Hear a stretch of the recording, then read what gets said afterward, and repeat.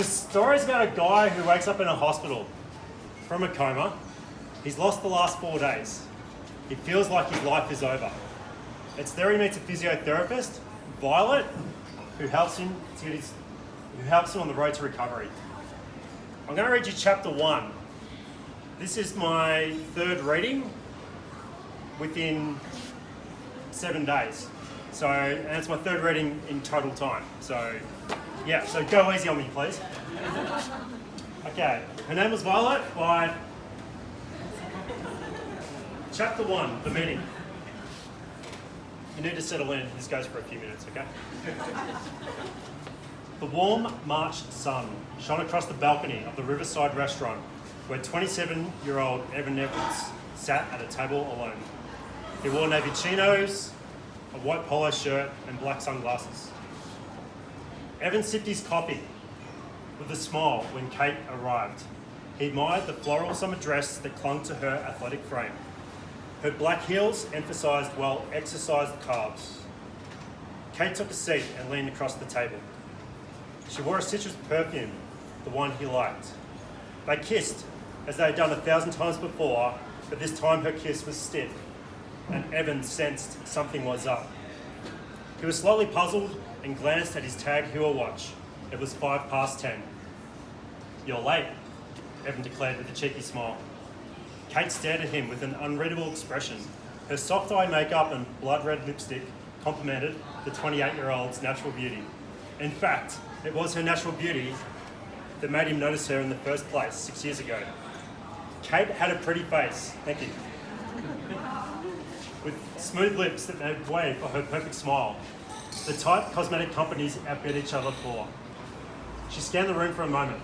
"It's time," Kate stated, looking back at him. "Pardon me?" Evan asked, confused. "It's time," she said, holding her stare. "Time for what?" He had a slight idea as to what she meant. "You know, Evan." Kate gazed into his hazel eyes, looking sorry but not sad. "You know what I want," Kate continued. Evan looked away. He was never great at heavy conversations. They made him feel awkward and he never knew exactly what to say. He thought this was true for all men, yet he knew he had to make an effort. "Kate, this is who I am," he said, shaking his head. "We've already talked about this," she shot back. "This is what I do." Kate bit on her top lip and nodded. Evan was unsure what else to say. He could feel sweat in his armpits. At the same time, he took note of her platinum blonde hair, which she carefully maintained. It reminded him of the first time she dyed her hair that colour several years ago and how they were happier then. "Well, that's it then," Kate declared as she stood up from the table. "Hold on, here. Have something to eat, I'll pay." Kate shook her head and quietly chuckled. "I'm going." Evan grabbed Kate's forearm. She was taken aback. "Kate, sit down," he said, calmly in an attempt to reason with her.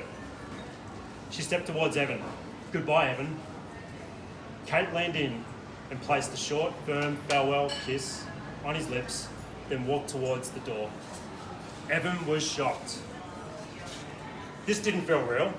This was not the way the morning was supposed to go. He stared at Kate, who was already halfway to the door. Evan suspected this was their last goodbye.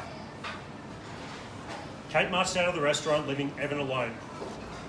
The clouds now blocked the sunlight and a cool breeze had arrived. Evan looked below to the brown, slow-flowing water of the Yarra River, taking a minute to figure out what had just happened. He had no answers, and questions were beginning to come to him. Suddenly, he could hear the background music, which he cared not to listen to, as he gradually closed his eyes. Bang! Chapter 2, The Room. Evan's eyes were closed as his head rested on the white pillow. He lay motionless in a hospital bed. Ladies and gentlemen, that's chapter 1 and the first 2 sentences of chapter 2.